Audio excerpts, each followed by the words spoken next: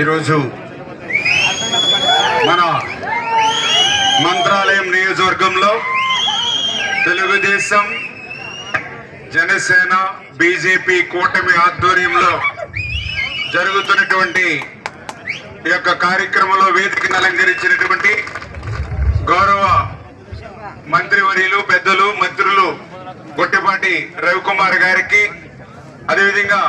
ఈ యొక్క కార్యక్రమాన్ని ఇంత పెద్ద ఎత్తున నిర్వహిస్తున్నటువంటి మంత్రాలయం తెలుగుదేశం పార్టీ ఇన్ఛార్జ్ రాఘవేంద్ర రెడ్డి గారికి, అదేవిధంగా ఈ కార్యక్రమంలో భాగస్వాములైనటువంటి గౌరవ పార్లమెంట్ సభ్యులు బస్తిపాటి నాగరాజు గారికి, అదేవిధంగా ఈ రోజు మరొక ముఖ్య అతిథి గౌరవనీయులు గిద్దలూరు శాసనసభ్యులు అశోక్ రెడ్డి గారికి, ఈ యొక్క జిల్లా తెలుగుదేశం పార్టీ అధ్యక్షులు గుడిసె కృష్ణమ్మ గారికి, అదేవిధంగా జోనల్ ఇన్ఛార్జి శ్రీనివాసల్ రెడ్డి గారికి, భారతీయ జనతా పార్టీ ఇన్ఛార్జ్ విష్ణువర్ధన్ రెడ్డి గారికి, జనసేన ఇన్ఛార్జ్ లక్ష్మణ్ గారికి, నియోజకవర్గ అబ్జర్వర్ కేసీ హరి గారికి,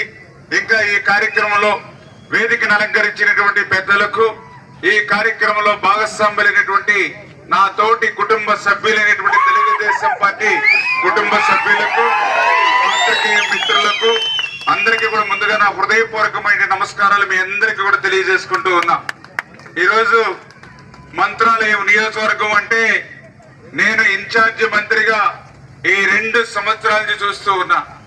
ఒక చైతన్యానికి ప్రతీకగా ఇవాళ మంత్రాలయం నియోజకవర్గం కనిపిస్తూ ఉంది. ఇక్కడ ఉన్నటువంటి కార్యకర్తలు చూస్తే ఎంతో ఉత్సాహంతో, ఎంతో ఉత్తేజంతో, మొన్నటికి మొన్న కూడా చంద్రబాబు నాయుడు గారు మంత్రాలయానికి సంబంధించినటువంటి క్యాడర్ మీటింగ్ వస్తే బ్యారికేడ్లను సైతం పడగొట్టుకుని ముందుకొచ్చినటువంటి ఆ పట్టుదల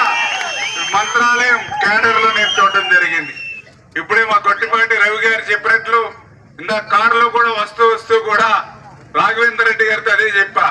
మా నియోజకవర్గాల కంటే కూడా ఇంకా ఎంతో ఉత్సాహంగా, ఉత్తేజంగా ఇక్కడ క్యాడర్ ఉన్నారు. ఇటువంటి ఎంత మంచి క్యాడర్ ఉన్నటువంటి నియోజకవర్గంలో ఓటమి చెందడం చాలా దురదృష్టకరం. ఖచ్చితంగా రేపు ఎప్పుడు ఏ ఎన్నిక జరిగినా, అది స్థానిక సంస్థల ఎన్నికైనా, రేపు 2029 అసెంబ్లీ ఎంపీ ఎన్నికైనా, ఏ ఎన్నికైనా మన కూటమి జెండా రేపలాడే విధంగా మంత్రాలయం ఉండాలని మనస్ఫూర్తిగా మీ అందరినీ కూడా ముందుగా కోరుకుంటూ ఉన్నా.